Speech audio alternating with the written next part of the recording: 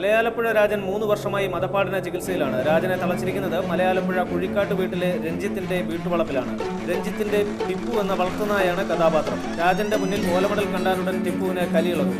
പിന്നെ വെരുകിന്റെ ശൗര്യത്തോടെയാണ് ടിപ്പുവിന്റെ പെരുമാറ്റം.